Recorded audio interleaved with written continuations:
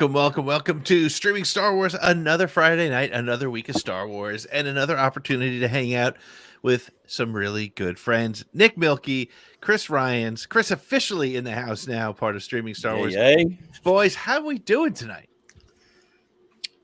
I am honored to be here with you guys. You know I love talking to you guys about Star Wars, and officially be a part of the team. I am elated, man. Let's go. Yeah, I'm so psyched to have you hanging out with us, man. Yeah, and I echo that as well. We have so much fun.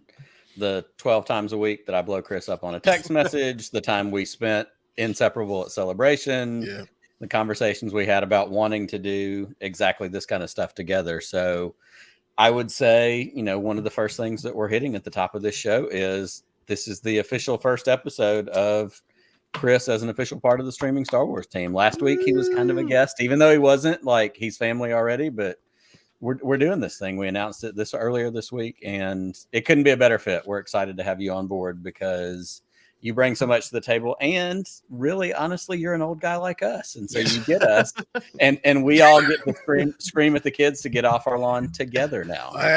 Yes. It's always good to add another voice when you're screaming at the kids to get off your lawn. But you know, it is funny because I feel, you know, this isn't on the agenda, but I do feel like a lot of times we're spending time on social media, and you don't realize like the different perspectives, and you're like, why does this guy think this way? And you're like, oh, it's because they're 22 years old, right? And look, I think it's awesome that everybody. I love the breadth and depth of the Star Wars family. But it's funny because honestly, and we're going to get to it a little bit later, the OT plays a different role for us than it might for you know 100%. Scotty J. Rowe or somebody like that, good friends of ours. So you know, and again, that's not necessarily going to influence where the show goes, but it's that perspective that we're bringing, and we're glad that everybody's hanging out with us and wants to have these kind of conversations. So, Nick, why don't we hit some housekeeping before we dig into what was an incredible episode of Andor, and the show just keeps getting better and better. Yeah, let me do the easy stuff like the housekeeping, because I don't know where to start with the episode itself. A couple of key things that we try to hit on most every week, obviously, is we do have a Patreon program for the ATG cast. I mean, it's a network in all forms and shapes and essences, even though we call it a stream. You and me, Pete, Around the Galaxy, Podcast of the Will, Streaming Star Wars, is, of course, is a part of that. With the Patreon, we have meetups, we have swag, we have, you know, all the things. We are truly grateful for the supporters we already have. If anybody's tuning in now, you're not a Patreon supporter yet, we'd love to have you. Some of the other perks that come with that, when we record individual episodes of Around the Galaxy and Podcast of the Wills, our patrons get to watch us record those live, and then everybody gets the edited audio version later. But if you want to catch it the first time, video, uncut, unedited, all that kind of stuff, that's certainly a big part of that. I know that's actually why I joined the Around the Galaxy Patreon before Pete and I teamed up, was because I was like, I talk to this guy all the time, but I want to watch the interviews. I don't want to wait for them to come out. So, you know, I got to cancel your membership, man. It just doesn't feel right that you're like you're paying to be a part. It's like Hair Club for Men. It's like Hair Club for Men. Not only am I a part of it, I'm also a member. So, so we do have a Patreon. We'd love for you to check that out. You can go to atgcast.com, check that out. Also, patreon.com/atgcast. And then the other thing that we have, and because they are on sale this weekend, it's always fun to bring these up. We have t-shirts, we have merchandise, new shirts that came out. Shout out to our good friend David Drennan, who hit us with the idea of the Just Chillin' shirt last week.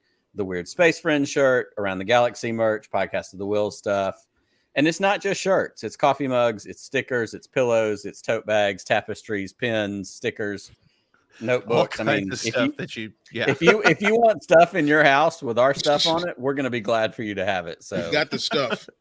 we've got the stuff. we've No doubt. got the stuff. So Nice. also available at atgcast.com. Just hit that merch tag or drop down button, and that's it. That's where you find all the good stuff. So also, because we've got a great comment from Ray Skygoat, love from the UK, always looking for great Star Wars so good to podcasts. see you. Glad to see you here. I see TW, I see JD, I see Jeff, I say Dale. I know other friends are going to be joining us tonight. Greetings, welcome. Thanks for hanging out on a Friday night. We love doing this with our Weird Space friends, and we always start the show off with a toast. So I raise my glass to you two gentlemen and all of our friends hanging out with us. Awesome. Cheers. Cheers. Happy Star Wars. It's all right, Chris. Okay, there you go. Ginger ale. That's good. All right. Ginger ale totally counts. It's all good. It just has to be some form of liquid. That's all we ask. Oh, Pete, Facebook page. What? I didn't talk about that. Yeah, we last Friday we launched our Facebook page, facebook.com/streaming Star Wars. Great place to hang out. It's where we are loading up sort of fun facts and little information as well.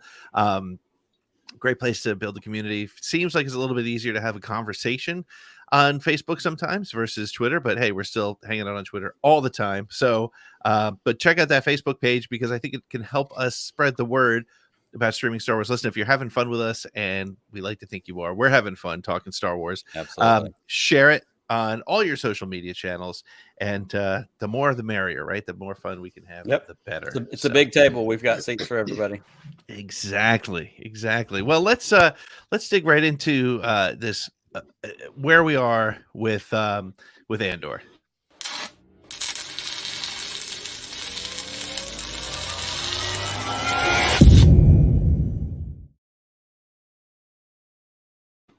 I gotta change that graphic because it still just has our names on there, Chris. No offense. I have to work through that. I'm gonna get there. That's all right. Everything's a work in progress. I'm not hurt. I'm not hurt at all. Well, I would hope not, but I recognize now as I see the graphic for the first time in a while that you're like, oh man, he's here. He saw that. Shoot. Now what? But hey, let's talk about this episode, and I'll kick it off.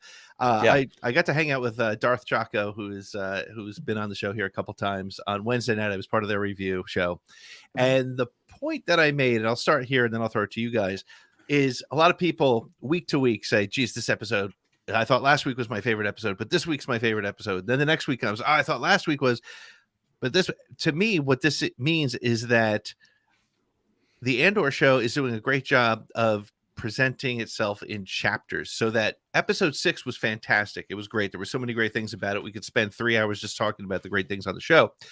Yeah. But it wouldn't be great if it wasn't for the first 5 episodes. And much like, The Mandalorian uses chapters as a way to identify its episodes, and yet Andor is probably much more chapter focused than Mandalorian. Yes. It feels like it would make a little bit more sense to go that way. But I feel like this episode worked so much better because of what came before it. And it seems like sort of a simple thing to say, but when you're looking at episode to episode, sometimes, you can say, well, that episode standalone worked for me, but I don't know that any of these episodes work alone anymore. What do you guys think?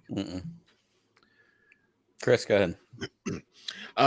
One thing I love about the show is that it reminds me of, being a Star Wars comics guy. It reminds me of like the different arcs, like within, and any one run, like Charles Soule's run of the main title Star Wars. Like each one, it's like an arc of 6 issues or 7 issues, something like that. I love that they're doing that with this, and it keeps the show fresh. And yes, I think that's why each episode gets better than the last, because it's just they just it's almost like we get an epic finale. We're like with 12 episodes, it seems like we're getting 4 epic finales probably. Yeah, with this thing, and I think that's fantastic. And it's interesting too, because coming off of week 5 or episode 5, the week between 5 and 6 felt like forever. And interestingly, after this episode, I'm kind of like, all right, I it's not that I want to wait for the next episode, but I can. I'm good. I feel like the meal is over. I can wait till I get to dessert. I'm ready to, to kind of get to that next step. Nick, what were your thoughts on it? I mean, Same thing. And I heard you on that interview Wednesday night, and I agreed with you completely. Surprise, surprise. But and I love actually what Dale says in the chat, and I want to pull this up as I'm thinking about it, because he really crystallizes my thought. 1 through 3 was a great arc. 4, 5, 6 was a great arc. And we heard this at Celebration when Tony Gilroy was on the stage during the first panel, that first Friday, the big panel? I think so. When they talked about Andor, and they talked about that, especially about season 2. Mm-hmm. Season 2, the 4 year, we've got 5 years before Rogue One. This season we're in right now is that 5th year before. And then in season 2, we're going to get the last 4 years leading up to Rogue One. And basically episodes 1 through 3 are going to be the 4th year before. 4, 5, 6 are going to be the 3rd year before. And it's going to, each year is going to cover 3. And so that in my mind was brilliant. Like, what a great way to compartmentalize 4 years into 12 episodes and make it work. We didn't think about that as much with this first season. Right. But that's what we've gotten. 1 through 3, you said it, Pete. I think after that first, we got the first 2, and then the 3rd episode felt like a movie by itself. Yeah. Like a great setup movie in a trilogy is what it felt like. The first 3 episodes setting up the middle one, which is kind of what we've gotten. The middle 3 has been that next step. Where we go next, of course, is keeping all of us on our toes and on the edge of our seat. So what Dale said is, he said episode 7 is going to be different. Yep. And I think that's a great way to look at that. We've sealed off some stories. We've finished off some things. The heist is done. And now we're heading into new territory. Things are wide open. It kind of feels like that moment where you see a trailer and you realize, oh, we've seen everything from the trailer and there's still half a season left. Yep. Where are we going? Yep. And then he says 8, 9, and 10 are going to be an arc. And then he says 11 and 12 will be the finale, which I love that train of thought. 7 sets up the pivot to where we go next. 8, 9, and 10 gives us a whole story. And then 11 and 12 sets up, it's kind of like the Game of Thrones thing. The second to last penultimate episode was always the big one. Yep. And then 12 sets up where we're going from here. And Gilroy said this in the Empire Magazine podcast. So this is what we know, which is cool, which means we kind of have 2 arcs left, or maybe 3 if you think of it that way, 2, right? Potentially 3. We got so I wonder if episode 7 is going to be longer, or if it's going to be, it might even be really short. It might just be sort of an interlude. Right. Maybe Mandalorian shows up and if this is the one where Luke Skywalker shows up, we're good. Totally fine. Sorry, I got a little bit. So, but what do you? Let's think about that for a second. I mean, I know this show has been very difficult to make predictions for, but I kind of feel like we're finally at a point where we can start to see where the roadmap is starting to be laid out a little bit. What do you think we're going to see in episode 7? Chris, let me start with you on that. Probably going back to Phoenix. Is that the name of the planet? Ferrix. Yeah. Phoenix Chan. What am I thinking? Yeah, but Ferrix. Yeah. I think they're probably going back there to see this, this Imperial occupied planet now, and what happens with Bix and Marva and everyone. So yeah, that's what I think. Past that, I have no idea where they're going to go. I have no idea, and I love that. So I'm just looking forward to whatever they throw at my face. I am so ready. It's really interesting. We'll talk about the style in just a second, because there's been some interesting commentary about that. But I think that's one of the great things about this show is that we literally I mean, on paper, we should have seen the heist last week, but who knows, right? And we got it. But I think we also thought we were also going to see Mon Mothma's dinner party, which we haven't seen yet. So that's my call for episode 7. This is going to be mostly Mon Mothma's dinner party. But what are your thoughts, Nick? I think, and I agree with Chris, I think Ferrix is the pivot point for this next episode, because there's got to be more stuff with Bix. I agree with that. Me personally, I want to see more Bix. Like, let's go. What are we doing there?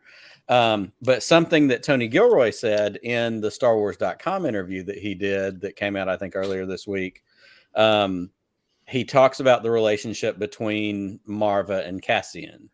And there's a quote that he has right here. He says, when we start the show, he is a bit of a disappointment to her. He's not trending in the right direction. Throughout the season, we get a deeper appreciation for their bond. Their relationship through all 12 episodes is very emotional between the two of them. So I think this is bringing Cassian back to anchor with Marva on some level, and then the disappointment and the continuing up and down of that relationship then heads into that next arc from there. So I think Ferrex is a natural, like, he's free, the heist is over, what do I do now? The only thing I know is to go back home. Yeah, and I think that that's kind of what TW McKay is saying here in the chat. He says, speculation this season is supposed to explain why Andor has been in the fight since he was 6. Maybe chapter 7 will be that. I mean, I like that concept because we have seen in the trailers, we've seen clone troopers, which would fit right there with the 6-year-old Cassian. So yeah, I think there's something there. This is like the one thing about this show, and it is so different from anything we've ever gotten Star Wars wise,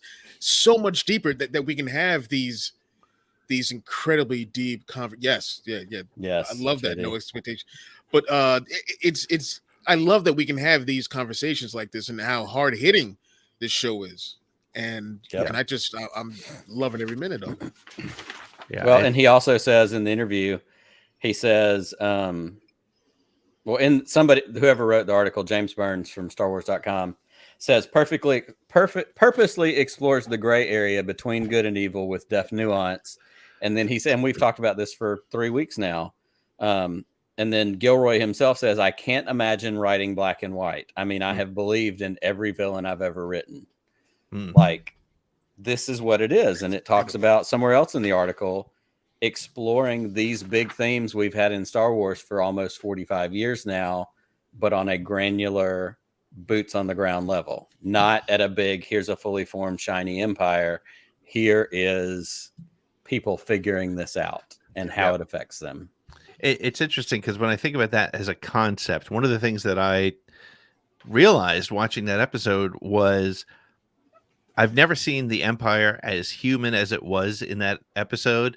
And I've also never hated them as much as I did in that episode because they're just, and I think, this Game of Thrones connection that a lot of people are making is very real. I think, you've never seen an Imperial officer's family before.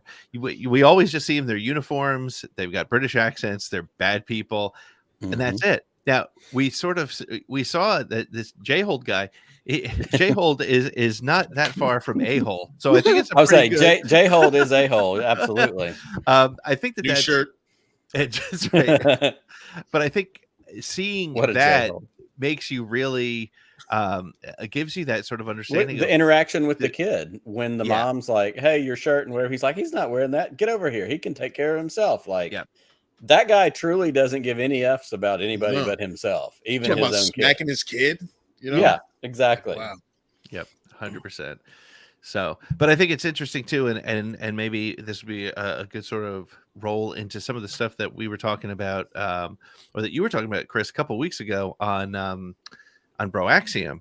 Tell us a little bit about what you were saying, because I think what we're seeing with Andor, and again, we could go into every single detail of this episode and really go nuts with it. But what is it? Later, we're going to talk about how beautiful it was. Yeah, I mean, there was a lot with that, the way it was shot. There were so many beautiful things about it. But I think one of the things that's really interesting to talk about too is we're looking at Star Wars differently as a result of this. I haven't watched Rogue One yet since the show's been on. I can't wait to do that because I already know that I feel very differently about Cassian than I did before, and we're only halfway through season 1 of this show. But what was the point you were making on Broaxium? I would try to summarize it, but I will just simply screw it up. But what was your position? It was very interesting, and I think it's worth conversation. And again, folks, if you're hanging out with us, be prepared. We're going to throw the link up in the chat in a few minutes to get your calls, get your thoughts on this episode, get your thoughts on what Chris is going to talk a little bit about. We're going to talk about, but get ready. We're going to throw that link up in the chat. We want to get your opinions. So, Chris, I'm sorry. Go for it. Which thing did I say? Was it about the shades of gray and how I can't trust any one character? No, it was about the exploring different parts of Star Wars. Okay. Different types of storytelling or different style. I'm trying to remember what I said back then. Nick, you were on the show with him. Do you recall what how he put it around the about the ability to go in and look at Star Wars, the original trilogy, and take those stories apart and look at them from different angles? that were Yes. there Like before. really hit it with a magnifying glass. Like you Yeah. said, like, Yeah, yeah. we see like the larger Mhm. picture of like being like the original trilogy, prequels, whatever. But the one thing I love about these shows and the comics and the novels is that you're able to really dissect and really dive in to these stories and not have to do like a big gloss over anything like that. So I love that you can really what's the word I'm looking, what's the term, you can really find, it's fine tooth combing as far as I'm Mhm. concerned with Yep. Star Wars, and I love that. I love that about these shows, and especially with Andor. And I think one of the Mhm. things to play off what you're saying there too is in a 2.5 hour movie, you have to jump from scene to scene to scene. You have to get, okay, mission accomplished or mission failed. We got to Yep. go. We got to go. We got to go. Yep. One of the things that I felt was so amazing and beautiful about this particular episode was how much time they spent in the heist, right? I mean, if this was Solo length, right? Nothing against Solo, but I mean, it was a movie that had so much to do in such a short period of time. Montage. One of the things they were able to do here was, once they blew open the vault, any other movie would have been like, okay, load up. 32 seconds later, ship's flying out. Let's get to that ship battle. But they spent time with all the mental, the mental games that they had to play. Things were falling off the cart. They showed things rolling in. Like there was all the things that can go wrong in a heist are the real things that can go wrong. Like, $1 million worth of credits just fell off the thing. Let it go. We got to go. They're like, keep going. So, and when Gorn was trying to convince the security team that this was an operation that was top secret, and just watching the interaction between Gorn and J-Hold and Yes. the security team, that kind of stuff gets rushed through. And that's why I think this plays like a novel, because as a novel, you're going to get a chapter of that, and you're going to get the inside scoop as to how somebody's thinking. You're going to hear their interior voice. Whereas this, they gave you all of that, and it literally, it slowed down the action. For people who want to complain about pace, have at it. Right. This is I mean, that was slow action. At the end of the day, it was great action. Yeah. But when I watched it the second time, I was like, yeah, this is spread out, but it felt like it was real time, and it added to the pressure and the tension of the moment. So absolutely. Well, and you see the moments with Cinta and Vel when they're on the bridge and like it's time to go. Yep. And she's hesitant. Like you get those real human, like I was on edge. Like I'm just watching it on my phone in my office at work early in that morning, whatever. But like it's building the tension. It's building the real world element of them going, I mean, are you sure the rope's going to hold? Are you sure the whatever? Like the commitment, it builds the stakes, which is what you want in something that's good storytelling. We felt the weight of it. Literally, when Nimmick gets crushed, and Pete, you were the first one I saw, literally, who made the comment. He was literally crushed under the weight of Imperial gold and the Imperial, capitalism and whatever. Yep. But like we felt the weight of that moment because we felt every drop of what built up to it. The spilled credits.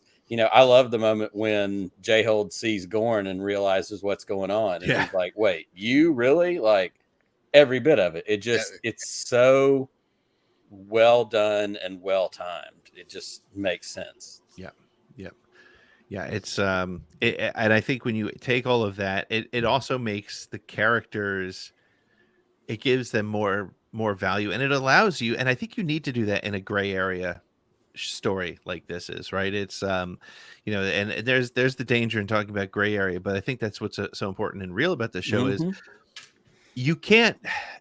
I think a 2-hour movie, you need black and white. You need to know good guy, bad guy. It needs to be. They need to wear. Oh, they're wearing a uniform. They're bad. With this is what makes it so great, because I mean, we know nothing about the engineering colonel who came in. He's the most faceless of them all. But watching when we were talking about the beauty of the show, when the eye is happening in the valley, and you see all the Donnies watching it happen, and then they pan over to the Imperials again. These faceless bad guys are emotional. You see people there, right? taking this in and being blown away by the beauty as much as the native culture. Well, and like there was a moment with one of them, and I think it was the beginning of this episode when, they had the whole setup with Gorn of like, it's going to be minimal crew up here. I'm going to send them off. I'm going to whatever. And when he releases them from duty and says, you're free to go, you can go watch or whatever it is he tells him. Yeah. Like you can actually see the elation. They're like, oh, good. I'm not going to miss this thing I've heard about. Like the granular human levels of them being like, yeah, I work for the bad guys, but I still want to see this cool ass nature thing. Like, right.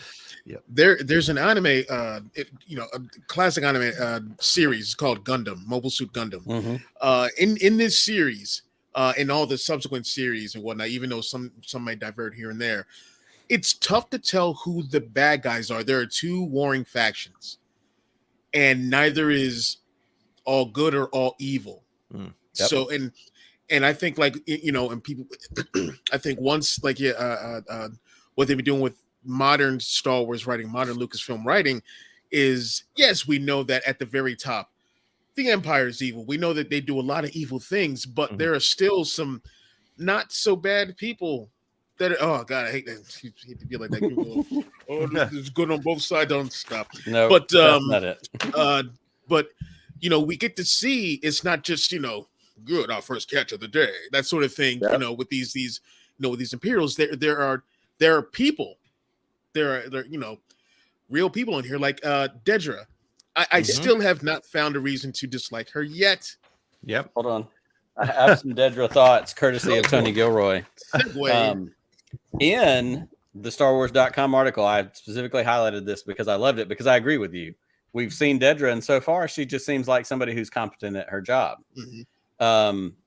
He says, for Miro, Dedra in particular, Gilroy was hoping to build in a sense of empathy from the audience. He says, quote, you go quite a few episodes where this is a woman who's fighting her way up in a male environment. This is a person that's really trying. I'm on her side and she's doing the right thing and other people aren't listening. She's better at her job than everyone else. And then all of a sudden you go, oh my God, I wish she wasn't so good at her job.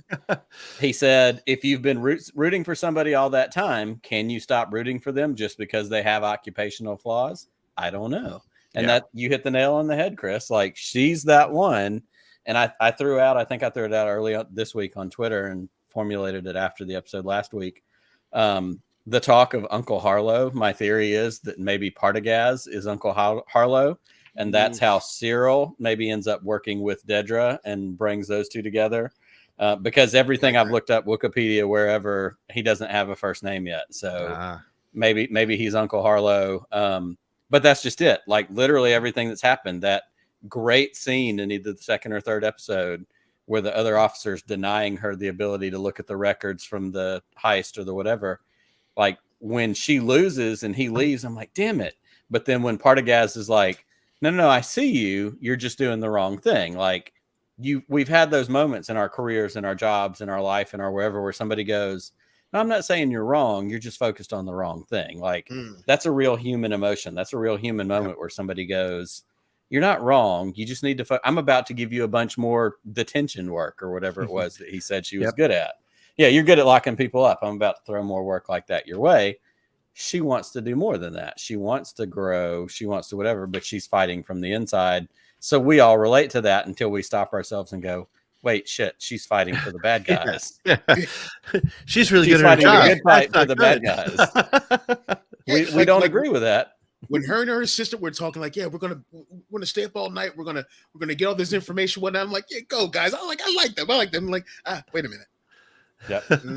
And TW's right on it. The best / most evil moment was the healthcare provider monologue. Was it? Yep. Oh my God. Like that feels like, and again, that was the episode that drops during, Indigenous Peoples Day. And, we're sitting there going, this hits a little close to home. Yep. Yeah. So, and I think, and again, it's that's what makes this show so amazing is just the way they can deliver these things. And again, they can take their time. We had this entire episode. It was the first episode that didn't cut between other parts of the galaxy until the very end. We had like 40 straight minutes of just this heist. And you know what? I didn't even notice it until the end. I was like, this is great. Because in my head, and I think Brian Barry from Pink Milk had said it too, he was like, this is going to be, we're going to cut back and forth between Mon Mothma's dinner party and this, and that's good. And I was like, yes, that's what's going to happen. It didn't, and I didn't even care because I was so enthralled. There's so much to talk about what that gray area means. I mean, you have somebody like Skeen who I honestly don't think you can trust a single word that he said anymore. I don't know that Tamarin was a stormtrooper. I don't know if I believe that. I did. I knew that going, like, it was somewhere. I think it was either on the Star Wars site or something, but I knew he was a trooper. Okay. But I'm sorry, I can't remember where I learned that at. Yep. But the way he sets it up, it may or may not be true. Right. Yeah. So, and that's my thing about every single person in that crew, Nemec included. I can't trust any of them. Yep. I feel like I can't trust any of their word. Like, I still think when Skeen was talking about, when Skeen was scheming and he was talking about there's about 80 mil in there, we split that, boom, I'll forget whoever you are, I don't even care. We split that and we go our separate ways. Part of me is like, oh, then another part of me is like, it's the beginning of Dark Knight, right? Or the Dark Knight. I think he's testing him. Yeah. I think he's trying to see where Cassian's at. I think he's testing him. But it's tough to tell. We don't have that answer. Yeah. And when Cassian goes into that place where Goro from Mortal Kombat is working on Dr. Quad Paws. Dr. Quad Paws. When he's working on Nemec, he looks 130% guilty. Yep. Because he's like, he's like, I want my money. I'm out of here. I'll buy a ship off you for 30 grand. First question, where's Skeen? Right. He's like, he's dead. Yeah, got it. So, like, to me, like, from Val's point of view, he looks super guilty. Because they'll never know his side of it, right? Nope. Because I mean, it was Skeen versus Cassian, and Cassian did what he felt was right. Yeah. Well, and that's another. I made this comment also. I think I made it on Twitter, but maybe I just made it to one of you or somebody else this week. You talked about earlier, Pete, not watching Rogue One yet and being excited and looking forward to how you'll feel about Cassian and that kind of thing. We're seeing the Cassian right now that I don't think we see the fully changed Cassian until Rogue One. And I think Jyn is the one that does that. And that's probably an oversimplification. I think he recognizes in Jyn whatever it is in himself, because we get him right out of the gate blasting the Corpo. We get him right out of the gate blasting Skeen. We get him at the beginning of Rogue One blasting the informant who's supposed to be on his side in the back. I can't climb out my leg, whatever. We don't know in the next 6 episodes or in the next 18 episodes how much more of that we're going to get. But the change point in Cassian obviously is going to come when he meets Jyn, when he sees her idealism, her passion, and hers comes from a different place. Hers doesn't come from where his comes from, and that's what makes this storytelling so good. Well, I'm going to take an opposite side from you on that, because I believe that the fact that he could have shot Skeen and left with all of it, right? But I feel like it's a great point. He decided that, first of all, we know he probably puts honor above most things. I mean, he wanted to return the necklace. He made that commitment, but all he wanted was his piece. This is what we agreed to, and I'm out. And it may have been Nemec's story. It may have been spending time with this rebel group. Either way, he recognized that $80 million or 80 million credits would do much more benefit being in the hands of the rebels than being in his hands or Skeen's hands. And he took a risk to do that. And it's, similar to the guy that he had to shoot in the back in Rogue One. He did what he had to do to keep the mission going. And that's, so to me, I agree. He hasn't fully become a rebel, but at least I think the Cassian that we met in episode 1 might have taken the 80 million and just gotten home, picked up Marva and left. But but I think he learned something from being with them, seeing the inside of the Empire again, and just being sort of really disgusted. So I wonder, and just to play counterpoint devil's avocado, Larry, on that, is he starting to change, or is that a self-preservation thing? Because if I disappear with the 80, it makes me a bigger target than if I disappear with the small 30 that allows me to just go pay Marva's heating bill that was referenced by the friend from the dockyard and still, I don't know. And I'm not saying there's a right answer either way, but he's on the search, I guess, is really where we are. He doesn't know either. Yep.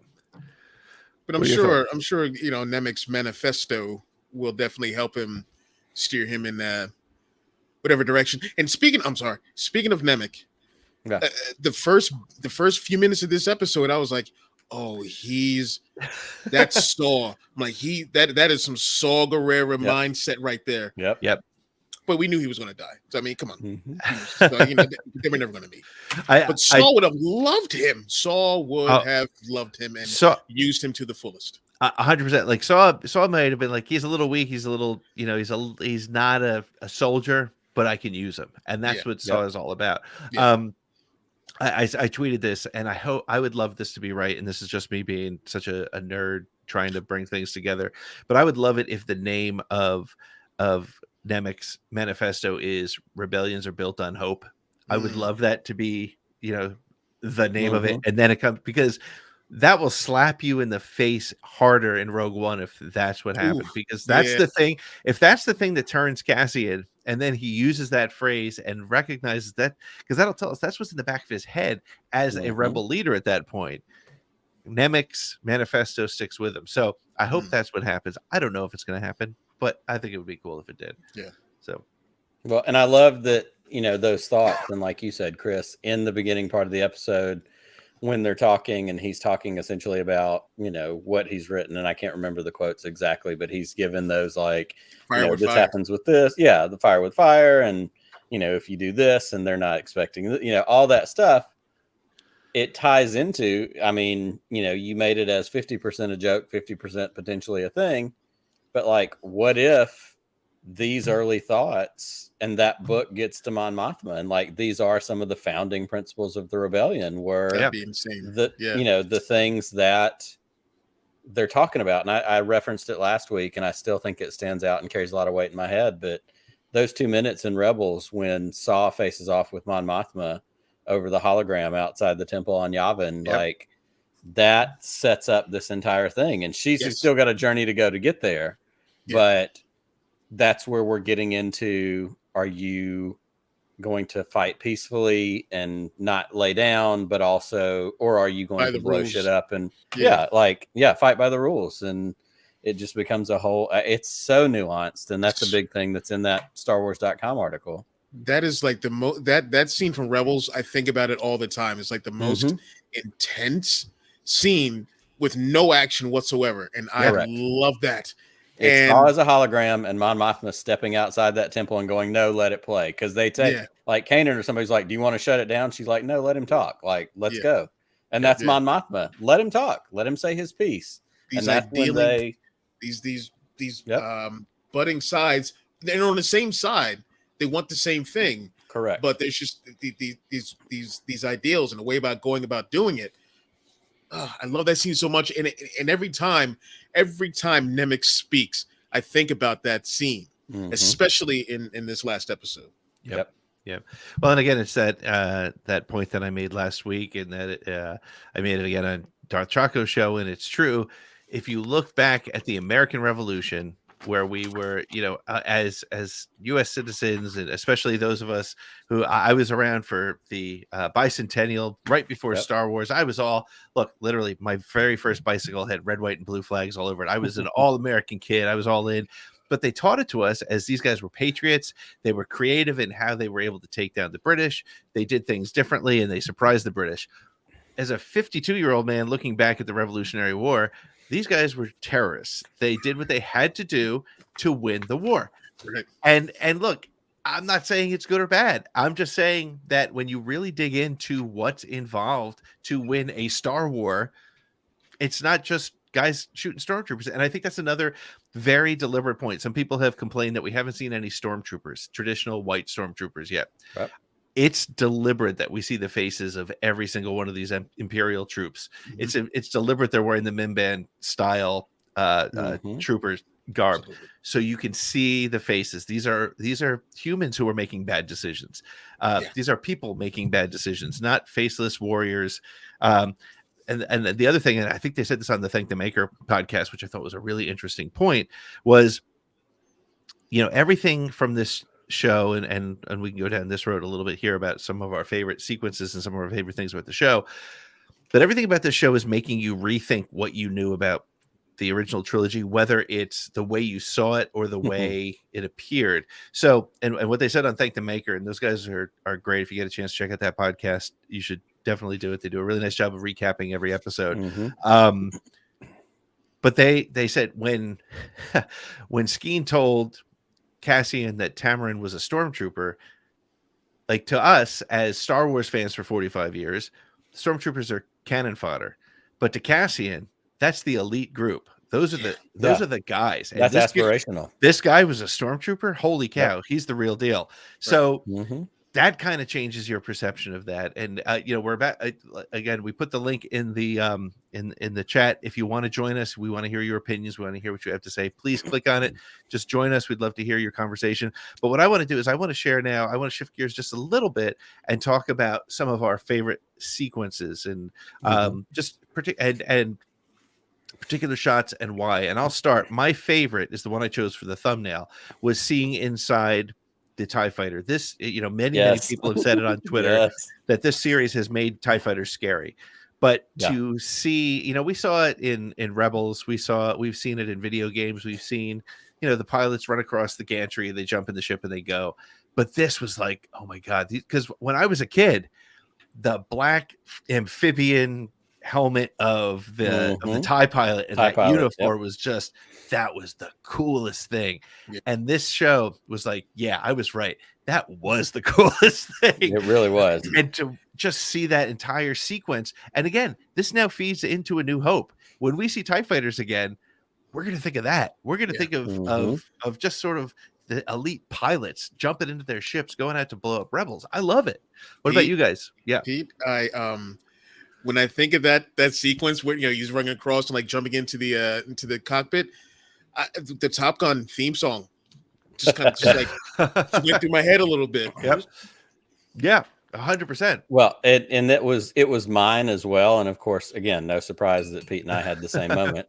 But it was two very specific things. One, when the pilot gets on top and he goes to pull that hatch up, it was like, obviously the old toy opened up like this, like it split in half across the top, but it was still that same, like the top just pops open, like it had the old school toy feel to it. But more than that, for me, was the targeting reticle on top of that control box with the dial. Because if there's anything you remember from the TIE fighters in the original trilogy, in that first Death Star trench run battle, was him going and the TIE pilot cranking that dial on top of the control thing to dial in the targeting. Who knows what the hell he's doing, but it's awesome. It doesn't matter because that was literally, I was like, this ship could have immediately flown from here into episode 4. No question about it. Like, sometimes we get the jumps in technology, the gaps between, 4 and 9 or something like that, where the X-wings, the wings open differently and we get these different things. But in this, like, this was original trilogy Star Wars 1977 TIE fighter. He had to crank a dial on top of the targeting joystick handle thing to make it dial in what it needed to do. And it was exactly like it was in 77. And I think, and then I want to hear from you, Chris, in 1 second, but I think one of the things that is really interesting to me about this show broadly is we keep saying it's a spy story, an espionage story with Star Wars skin. But where the credit needs to go, Tony Gilroy has said he's not necessarily a Star Wars fan. He's not saying he doesn't like Star Wars. It's just like he's not coming to this like, oh my God, I'm writing a Star Wars. He's like, I'm writing a cool story. Credit has to go. And all the people who have beaten up the Star Wars story group for the last 10 years pull everything back, because I don't think Tony Gilroy gave a crap about the turning the little dial on that. But somebody had to say to him, look, if we're going to show TIE fighters, this is the detail we want. This is how it works. And Tony Gilroy had to be like, I want this to feel Star Wars. Do whatever you need to do. Whereas, and I'm going to get some guff for this because people who know me know my feelings on The Rise of Skywalker. I feel like there were opportunities for J.J. Abrams to be like, okay, guys, let's fill this with stuff that will mean something to people who are the lore fans. Missed that opportunity, but it's all over Andor, and not even it. But the difference between Andor and Mando, for example, I love Mando. I love every minute of Mandalorian, but there are a lot of callbacks, and it works. That's what that show does extremely well. It does a lot of things well, frankly. But it feels a little more overt. This is just like, oh, we happen to be in Star Wars, and it does never do you feel like, a little spotlight goes on something you're supposed to see. You're just like, oh no, we're here, and that's remarkably produced and developed as a story. Chris, what stuck out for you from this episode? What was the sequence you loved the most? It is so subtle. It's when Gorn is translating for the commandant. Yeah. And apparently that the leader of those of the Donnie natives, apparently he understands or speaks basic and chooses not to. Yep. So when he's saying and I forgot the line, and our ghosts have long memories and strong hands. Yeah. Yep. And then he translated back. He's like, he hopes that we have a good time or something like that. Yeah. Like, you know what he said. And then the elders like, hey, that's the hell I said. The hell I said. Like, that is not what I said, sir. But I love that. That was my top moment. That's a great, again, it's this, I feel like I'm a broken record here, but it's really about just the way they're subtly, rather they're not subtle, they're taking the time to tell the story and pulling you in. There's been a lot of question about, did Cinta kill the family that she was sent to guard? Now, part of my headcanon is I don't want her to have done it, but the way she marches out in an Imperial uniform, I kind of feel like she did. Where do you guys come down on this? They killed her family. Yeah. And with that particular group, I don't put anything past anyone. I'm inclined to believe that she did. That's fair. Totally fair. I'm saying, totally on board for that. Now there's one, I found this on Twitter. Let me see if I can actually share the pictures here, because there's two pictures, and I don't know if this counts as spoilers or not. I don't think it does, or scooping or whatever, but I want to share my Twitter window here. Let me see if I can pull this up, because there was two pictures of frames from the trailers that we haven't seen yet, and they both include Cinta. And I want to tell you what somebody said and what I also agree with. This is her, and of course now my internet is like, we'll do this another time. Let me see if I can get it to come. It's not going to work. But when we see Cinta is also seen with the Star Destroyer going overhead. Yes. That's not a good sign, because that means the Empire is coming in. I think we're going to see some insane Imperial retribution, and it's going again. I think right now, as much as we were just talking about how Dedra's not too bad, I want her to win, but I want her to lose because she's this is going to turn it up to 11. Right. This is going to make you go, oh yeah, because here's the thing. Blowing up an entire planet is devastating, but when you see it from a distance, it's just a nice, cool explosion, right? Yeah. When you see a Star Destroyer come in and open fire on an entire indigenous people, that's heartbreaking. It's terrifying. And when he said wrong, he said in this episode they had, they were at what, 1,200 or 600 down to like 60. Like he talks about the number, like 10 years ago it was X number of 1,000 people, whoever it was. He's like, we've got it down to like they're wearing it. TW says it right here in the chat. Yep, we're going from hundreds of Donnies to 0. Like, well, they need a workforce, so maybe they won't raise all of them. That's right. But at this point, you don't know, because there was also there was an interesting dynamic in that. Of course, we get J-Hold and talking about how they smell and the goats and the goat skins for a 3-year lease and that whole deal. But then you can definitely also sense the attitude coming off the Donnie Chief or whatever he was, Mm-hmm. you know, coming back the other way. And like, Yeah. these people haven't given up completely yet, even though they've already lost. Like, there's a dignity fight that's still going on there. And think about it this way, right? Again, trying to make connections to all the Star Wars stories we know. I don't think the Donnies stand a chance if a Star Destroyer comes in. It's No, over. not at all. I don't want to see a story. I mean, I want them to win because I've got compassion, I've got a heart, but I don't want to see a story where they rise up and they defeat them, because we've seen that in the Ewoks, and Right. I want that though to mean something more, because this, who would have thought that a Disney Plus series could change the way you look at the Battle of Endor? Because if you look at it that way, you know, the Imperials were like, it's just a bunch of teddy bears. It's a forest moon. We don't need to do much. We don't have to worry about this. And these little buggers take over, right? Yeah. After, and if we see that they got screwed after what they did to Aldhani, it'll make it that much sweeter. So I think that's kind of an interesting point.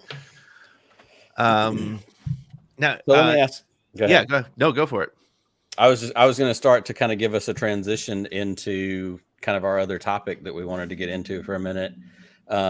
We hit on it just bits and pieces before this, but this series is so powerful. The way this storytelling is done in such a way, it literally makes us rethink not only Rogue One, which this of course butts right up against, but Chris said something 2 weeks ago. It was when I was on Bro Axiom, and they were bringing hot takes, and they were, you know, talking about some different things. And Chris's hot take was so good that I was like, we need to talk about that even more. Like, we need to unpack that. We need to get into it. So Chris has this idea, and the idea essentially is something like Andor, the storytelling that is so good in this, the way we're able to dig into these deep details actually necessitates, for the first time, because we've heard this nonsense for years, oh, we should redo the OT, we should whatever. Talk to us, Chris, about your thoughts, and as we have titled it, Rethinking the Original Trilogy, because we all three grew up with the original trilogy. Yep. It's our origin point. It's our entry into Star Wars. It is sacred to us on that level.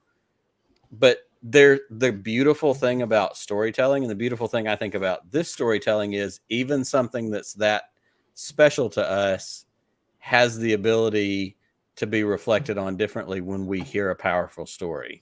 Hit us with kind of what your theory is, and let's dig into that a little bit, because I love this thought. All right, and I hope that no one gets upset. You know, you're such a nice guy, Chris. Don't be nice, just say it. Put it out there. Shocked. People were shocked when I said what I said, and when I say I don't mean let's just abandon the original trilogy, let's abolish it and forget it ever happened. I just want to see what would happen if modern day Lucasfilm were to do a middle trilogy, not an original trilogy, but a middle trilogy. You know, like what would that look like? Would Palpatine have a larger role in this thing? You know, would Ahsoka and the Ghost Crew be a part of this? Will we not have to wait 3 movies before we even hear the name Anakin Skywalker? You know, so many. There's so many things, like Owen and Beru. Would they have a larger role in that first movie? Yes. Would they get killed off in that first movie? You know, Padme, would she be mentioned? Would their relationship be mentioned? Would more of the what happened in the prequels, you know, with the Clone Wars, would that be mentioned? Like, the possibilities are ridiculous. What could happen with a reimagined middle trilogy? And I think that's something that I would like. That thought came to me the first time watching the Galaxy of Adventures, those shorts. Yep. When they were like redoing some bits from the original trilogy, and I would just love to see a different version. You know, I do not hate. Listen to me. I do not hate the original. I love the original trilogy. I grew up on it. It's in my veins. Yeah. I'm the kind of person where I can throw off the nostalgia goggles. Like, you know, it's cool. You know, I would just like to see what could be done differently with this modern day Lucasfilm.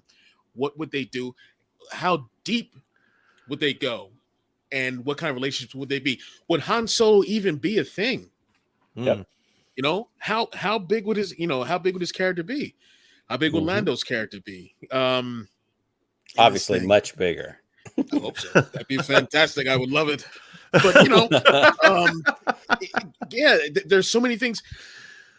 Would the reveal happen in the second movie, or would it happen in this first movie? With Anakin, Vader being Luke's father, that sort of thing. Could we maybe?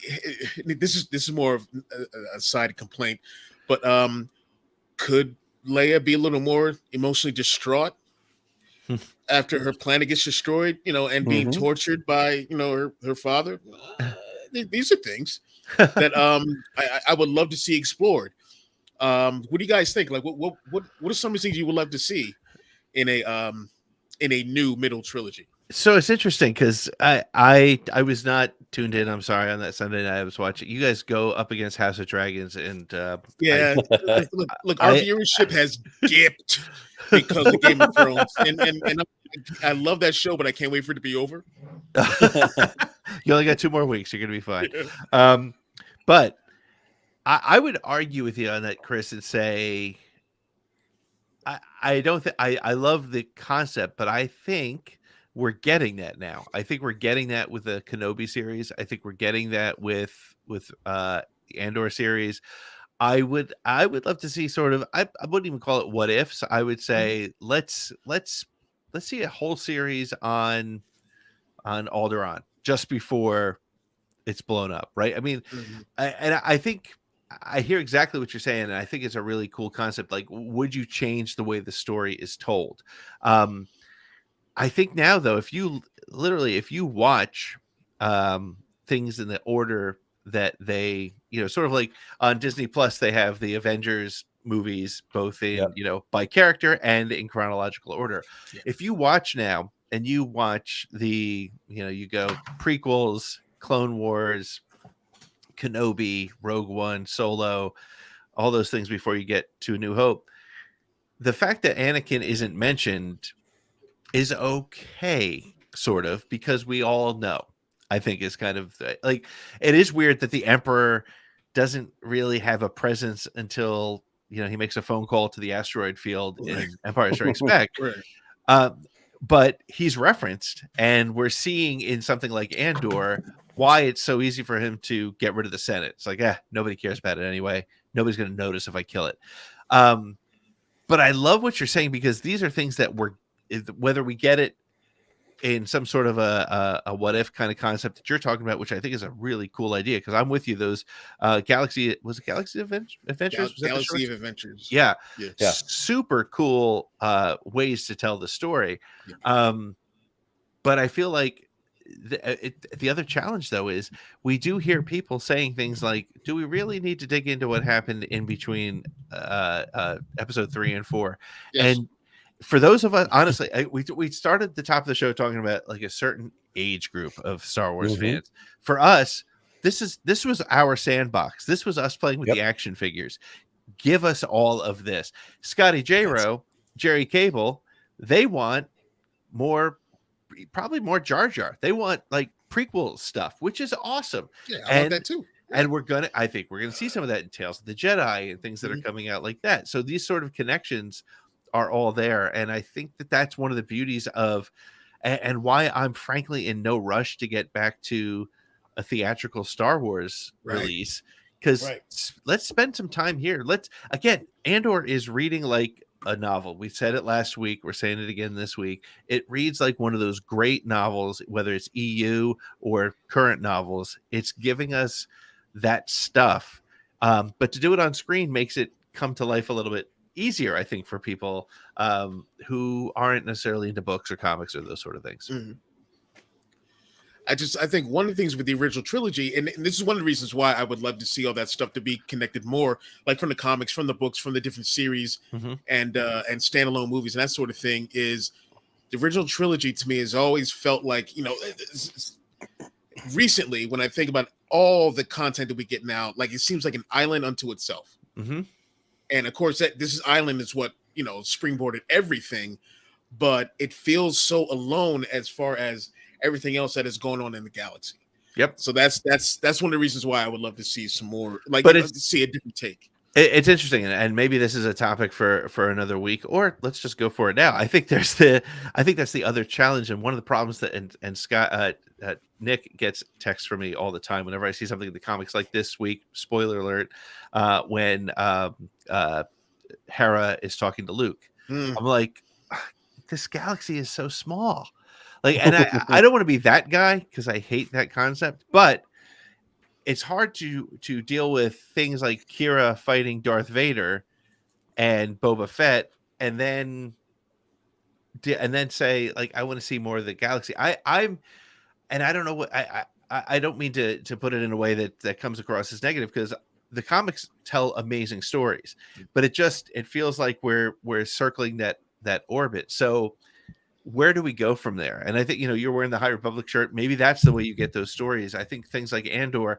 allow us to learn about a Skeen and a Val and a Cinta and a Nemec. And if one of them dies, it doesn't affect the story that we know, but it affects the story we're watching. Yeah. If that makes sense. Yeah. I tend to be a little bit between the two of you on this actual argument. Like, I really feel like there is a place, and I love where Chris is. And I think you're saying this too, Pete. I'm not taking that away from you. Like, basically, I saw something earlier today. I'm a baseball nut. I love baseball, and I haven't at this point. Shut up, Pete.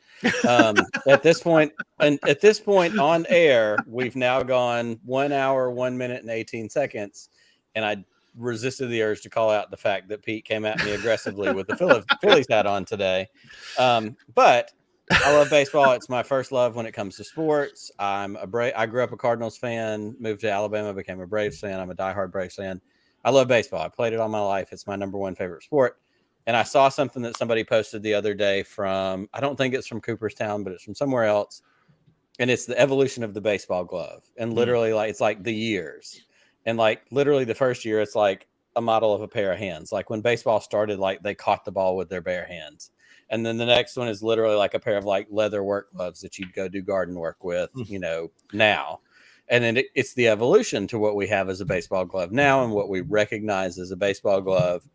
And as you've been talking about this, and as Chris is talking, it's the idea of what we had in 77, 80, and 83 is it's the leather gloves that you do gardening in that they used to play baseball in. Right. Versus what we have now, which is padded, which is fine Corinthian leather, which is, from Rawlings with laces and conditioned. And you put a rubber band around it with a softball in it and you sleep on it under your mattress.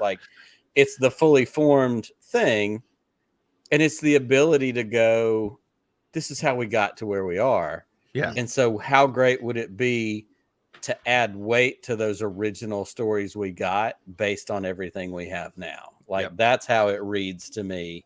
Certainly I'm never going to think it's incomplete. I'm never going to think the OT is I wish it had this one thing. Right. It's not, but it is how much greater could those stories be if it was supplemented with the plethora of stuff that's come along, because Dave Filoni grew up with the original trilogy, and Jon Favreau grew up with the original trilogy, and Deborah Chow grew up with the original trilogy, and Tony Gilroy, who doesn't care about Star Wars but knows how to tell a damn good story, can tell a story. And somebody like Pablo and Leland Chee and Matt Martin and Phil Shostak can go, hey man, make the TIE pilot dial the thing on the top of the box. It's going to be awesome.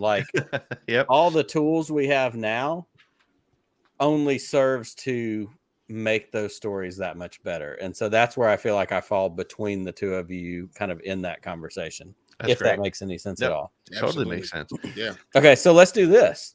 Yes. If we really want somebody to be the litigator, if we really want somebody to make sense of it all for us, we have a caller in the background. Let's bring in somebody who actually knows what they're talking about. So Pete, if you want to hit a video, we'll get our caller in here. You want to meet him? Hello there. Hello there. Hello there.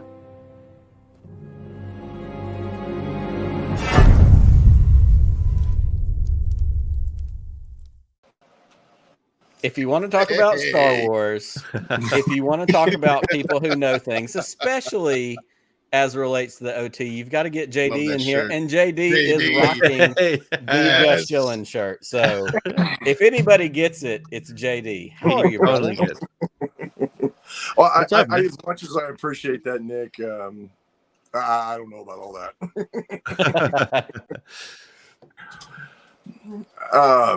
I obviously the OT is where we started. It's how we all came up and things like that. And I kind of was thinking about when you guys were talking about that. I kind of think of it in the same way.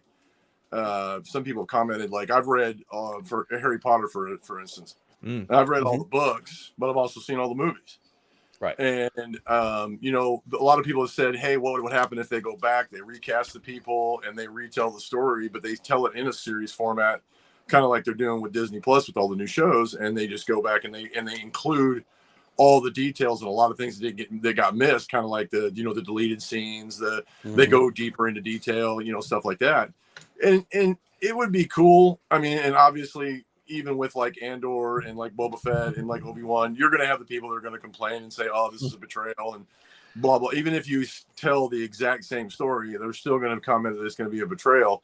I think some people would dig it. I think some people would think it was cool. And I mean, it'd be interesting to do it with all the new tech and to kind of go dive deeper into it. And, even you, like you said, how relevant would Han Solo be? I still think it would be essential because, I mean, in his original storytelling, he wanted to include space cowboys and samurais and old wizards and, all those classic nuances of storytelling. He was able to get it all in one shot and create revolutionary special effects that was a great movie at the same time. Yep.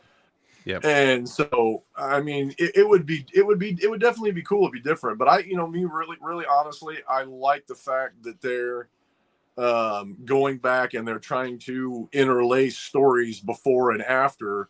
Now, I think the cool thing would be is if they actually took pieces of the original trilogy and interlaced stories in between, like scenes, or like even in between the movies, between A New Hope and Empire, or between Empire and Return of the Jedi, and so on and so on. Interlace and put more detail into that. Yeah, kind of like the Clone Wars did for the prequel trilogy. Yes, the comics is handling a good bit of that, like almost on a day-to-day basis.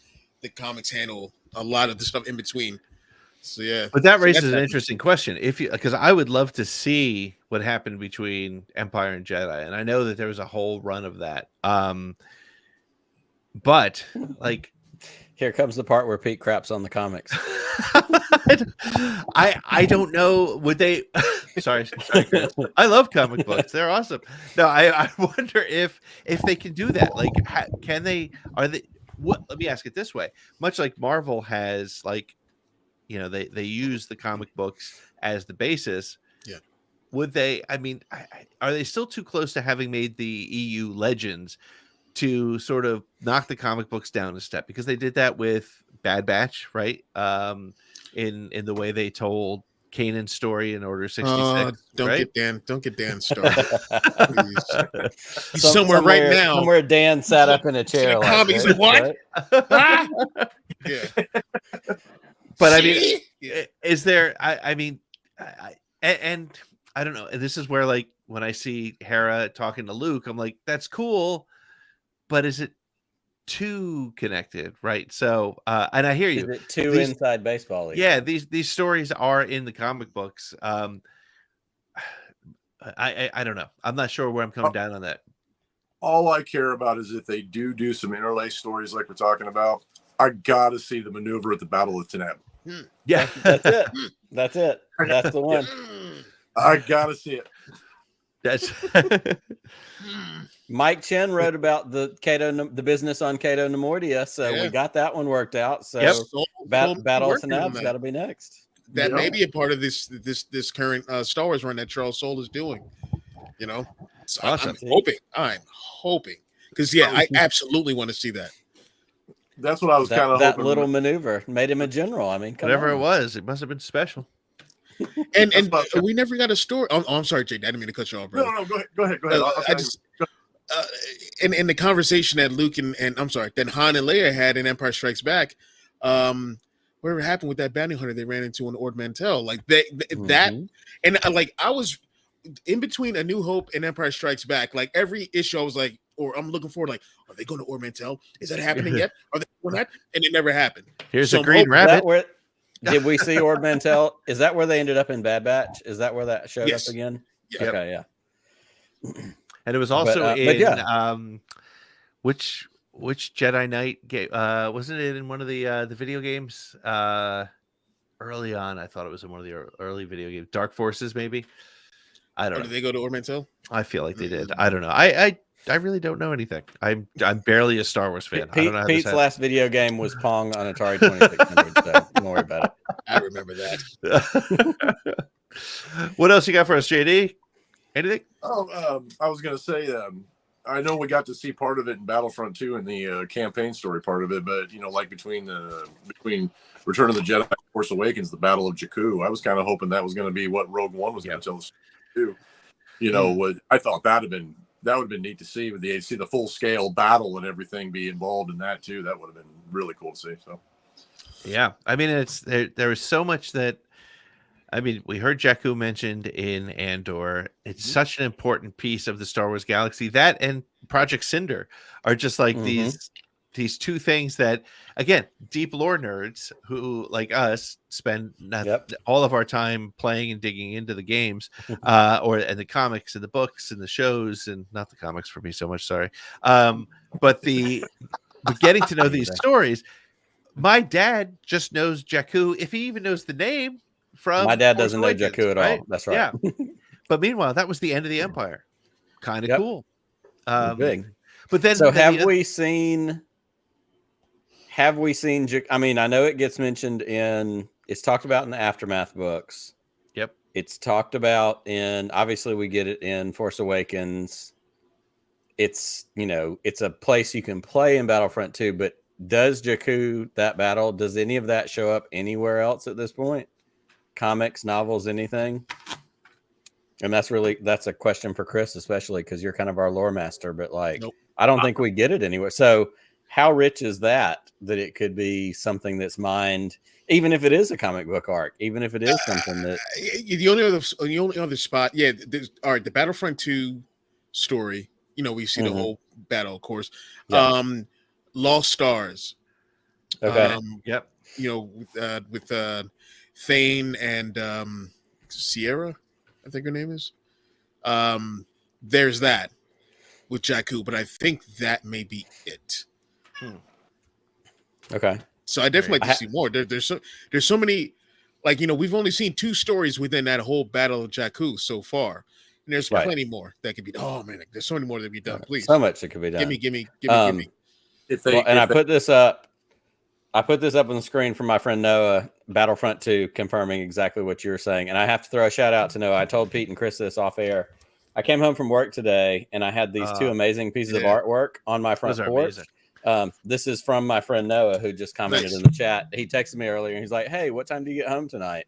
And he was like, "I left something for you on your porch." So there's nothing better than Star Wars friends who leave you Star Wars art on your front porch on a Friday. Yeah. So props to Noah. Thank you, my friend. But yeah, he's right. Battlefront 2, it shows up.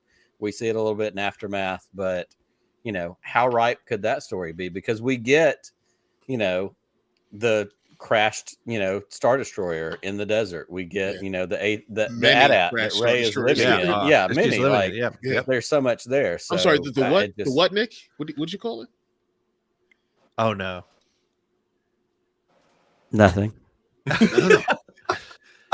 I heard. I said both, by the way. Oh wait, Chris, I said both, by the way. You're an AT-AT guy. I'm an AT-AT baby. Oh no, I'm an AT-AT guy. AT-AT baby. Hey, they said they said in the commercials back in 1979 or 80. I'm like, well, that's what it is, and that's actually my point of reference, because I get in the GIF argument with people all the time, and we don't have to go there now. But for me, AT-AT comes from the commercial when I was a kid. And we're dealing with it now because I've been reading the High Republic books, and a couple of them I read or that I listened to on audiobook when I was taking a trip. And when they're talking about Marchion or Marchion Row, right? Yes, I pronounced it Marchion. In the audiobook, it was pronounced Marchion, and then the author comes out and says it's actually Marchion Row. And I went, no. Soul said it's Marchion. Yeah. Well, okay, the other way around. I believe he said that on Yeah. Spotify this year. Yeah. Yes. He did. And in fact, I think originally Mark Thompson said it wrong and then they changed it. And he had to change. Yeah. So I remember listening whenever I listen to a High Republic audiobook, and I'm waiting for Mark Thompson to say his name. I'm like, all right, here we go. His Martian roll. I'm like, and I press pause. I'm like, I can't go back to this book now. He's ruining everything.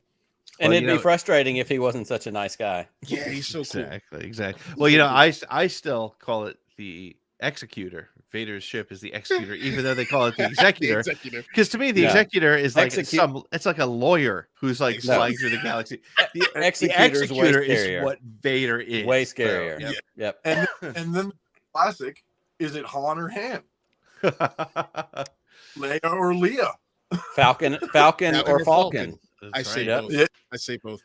One thing in my favorite Star Wars story, which is the Inferno Squad story in the Battlefront 2 game, Iden Versio says there are 2 Scout Walkers over there, and I was like, yes, Scout Walkers. Like I know they're ATSTs. Like I get it, but I'm like, those are Scout Walkers. Chicken That walkers. was the name on the box.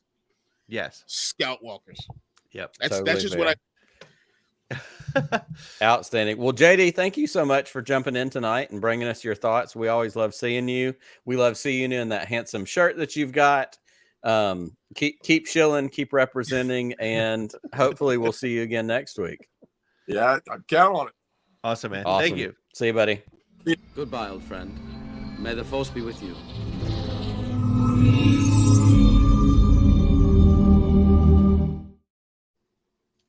Always great to see JD. Love that man. Dedicated to the core. Love that guy. Man. He's so cool.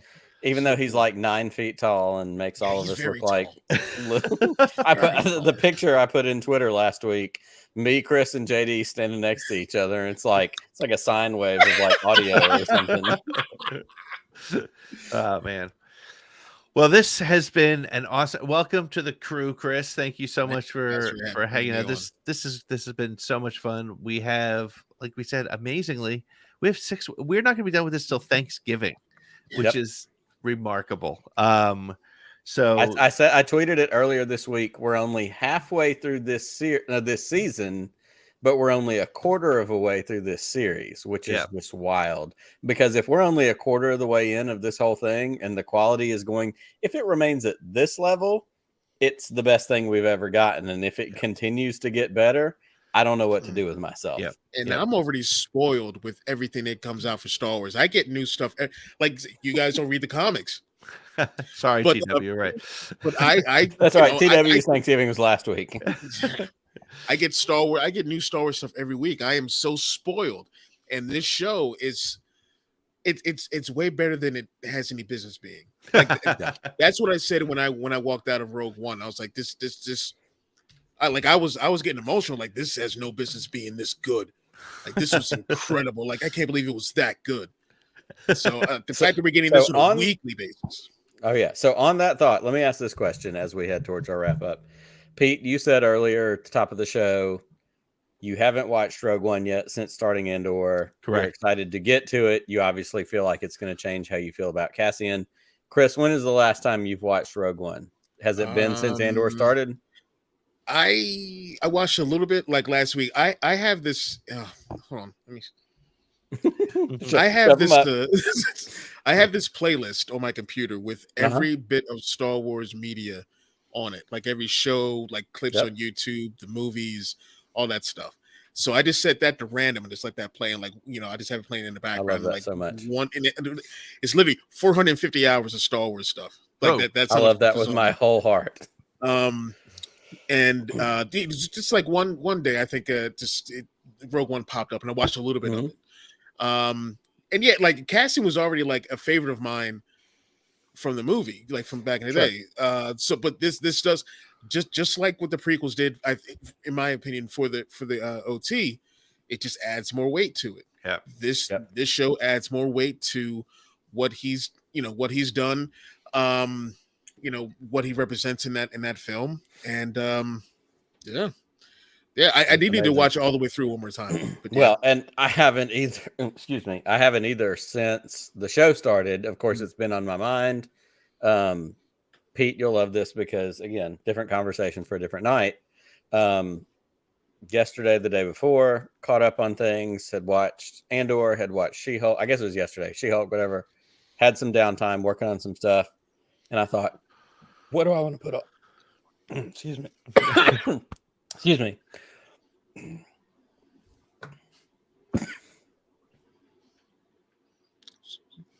I hope he's all right. Yeah, you dying over there, pal? You all right? Okay. Well, I hope he's all right. Yeah. He's drinking something. Wow.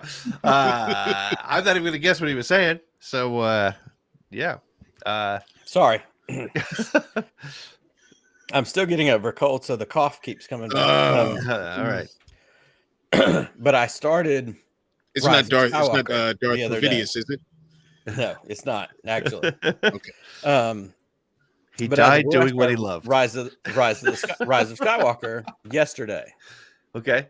And it was that thing of like, why is this the thing I want to watch? And it was just that weird like moment of like, I don't know. Something's just telling me to watch it. Even though I'm deep in the middle of Andor and Cassian and all that, like I should be watching Rogue One. I'm excited to watch Rogue One.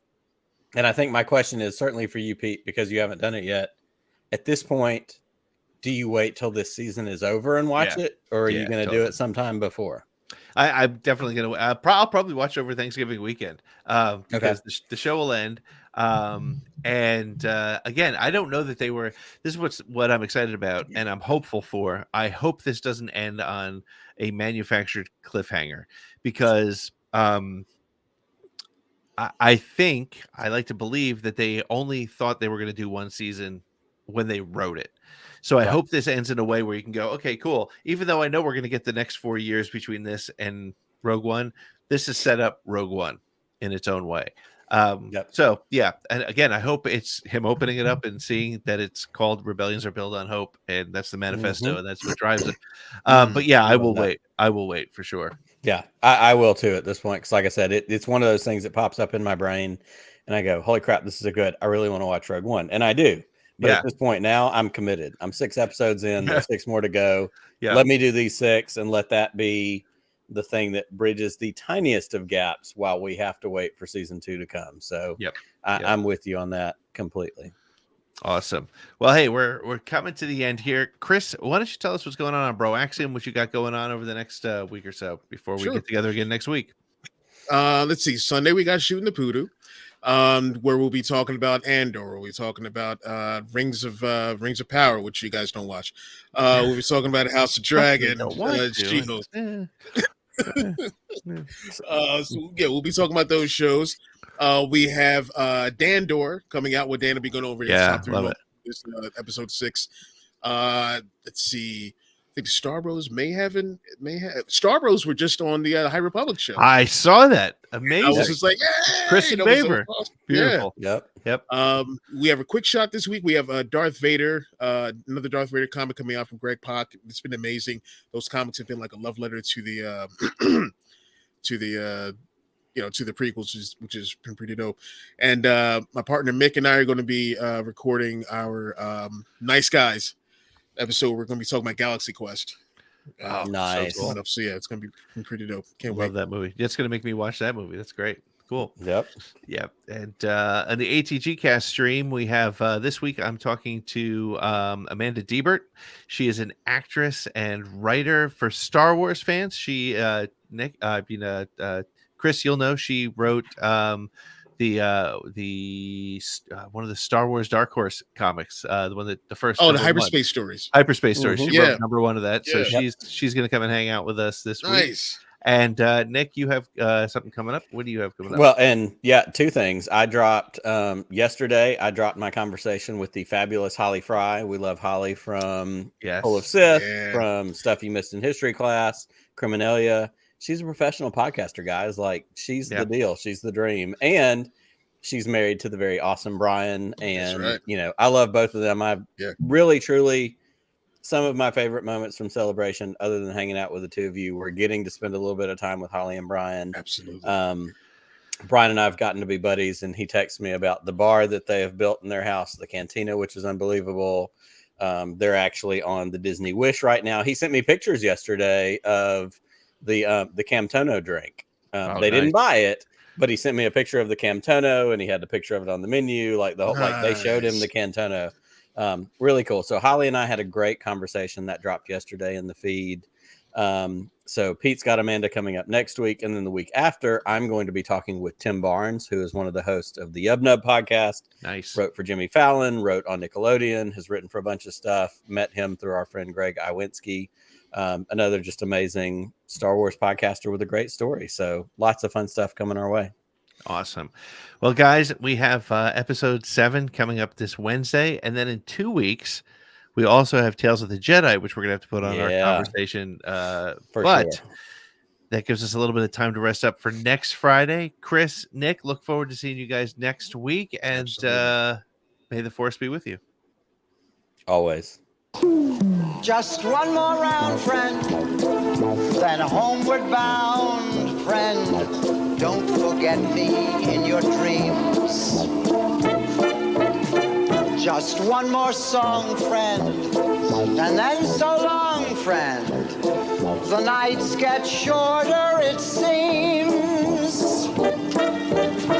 Just one more rhyme, friend. Yes, it's a crime, friend. But you know time, friend. Time can fly. So it's good night, friend. Good night, but not goodbye.